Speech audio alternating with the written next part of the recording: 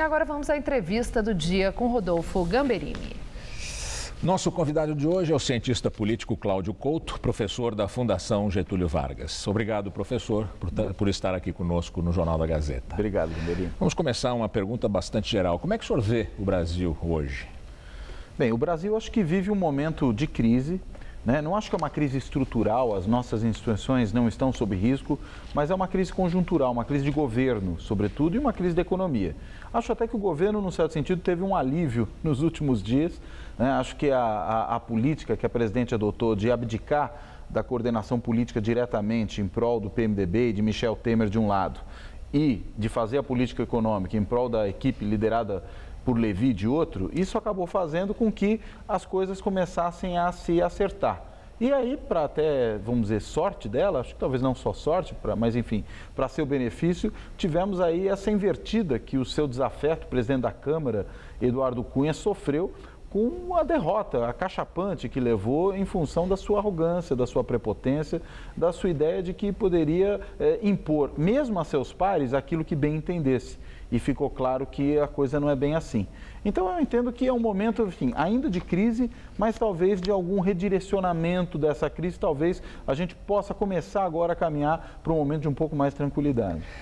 É um momento de crise em que o PT está afastado do governo, né? Porque, como o senhor disse, a Levi, que não é um homem do PT, conduz a economia.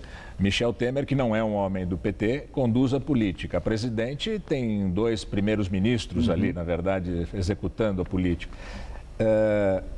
O que vai acontecer com o PT? Olha, eu acho que o PT precisa, antes de mais nada, fazer uma profunda autocrítica. Algumas das teses do partido que começaram a aparecer para o próximo encontro do partido, de diferentes correntes, já mostram que algumas delas ensaiam uma autocrítica. E acho que nesse momento ela é inevitável. E é inevitável por quê? Porque o partido, na verdade, se meteu em todo tipo de enrascada e tentou sempre sair por cima dessas enrascadas, culpando seus adversários pelos seus próprios problemas. Todo mundo faz isso. Todo mundo faz isso, ou isso aí na realidade é uma conspiração da mídia golpista, ou coisas do gênero. E na realidade o partido tem problemas sérios, né? A prisão de 2 tesoureiros é muito eloquente e é um problema institucional grave, ou seja, o partido dá indicações de que esteve realmente envolvido com problemas muito sérios, dos quais não fez a devida autocrítica. Inclusive, gente dentro do partido que apontava para isso, pensando aqui para essa necessidade, penso aí no ex-governador Tasso Genro, lá do Rio Grande do Sul, foram escanteadas pela direção partidária. Então, me parece que o partido está nesse momento de dilema, e isso já se faz sentir, por exemplo, no panelaço que tivemos outro dia, por ocasião do programa do PT. Nunca havia visto isso, um panelaço contra o programa de partido. Né? Nem o PSDB, nos momentos piores do final do governo Fernando Henrique, enfrentou qualquer coisa parecida com essa. Então, é de fato um momento em que o partido está enfraquecido, precisa fazer a sua reflexão, e aí é natural que, de alguma forma, ele perca espaço dentro do seu próprio governo. Agora, de maneira geral, eu concordo com essa análise do enfraquecimento do PT, é evidente. Agora... E deve sentir os efeitos disso nas eleições municipais do ano que vem. Certamente. Né? E olha que o PT é um partido que vinha crescendo eleição municipal após eleição municipal.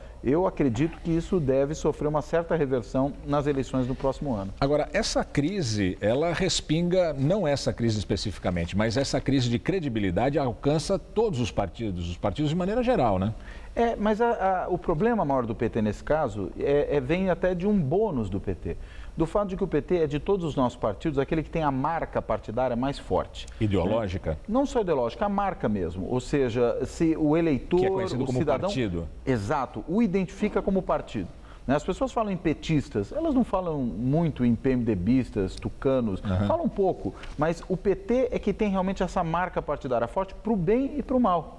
Quando o partido vinha num momento positivo, isso lhe rendeu muito apoio, as pesquisas mostravam o partido com o maior número de adesões, das pessoas que se identificavam com algum partido, só que na hora que o vento vira e que o partido começa a sofrer ataques sérios, começa a sofrer um desgaste, isso pesa muito mais, justamente por essa marca partidária forte, o que torna ainda mais importante que o partido realmente se recicle. Qual vai ser o tema, na sua opinião, das eleições que nós vamos ter? Serão eleições municipais, mas nos grandes centros urbanos a eleição perde um pouco esse caráter municipal e se discutem temas nacionais. Qual o senhor acha que vai ser o tema dominante nas eleições nos grandes centros já no ano que vem? Olha, eu tenho dúvidas de que realmente os temas nacionais vão, vamos dizer assim, definir as eleições, mesmo em grandes cidades como, por exemplo, São Paulo. acho que há um efeito da política nacional nesse processo. Desemprego, arroxo. Exatamente, desgaste partidário. Por exemplo, entendo que o prefeito de São Paulo, Fernando Haddad, para além do que possam ser seus méritos ou seus erros, ele vai acabar sendo julgado em boa medida pela situação que o seu partido sofre.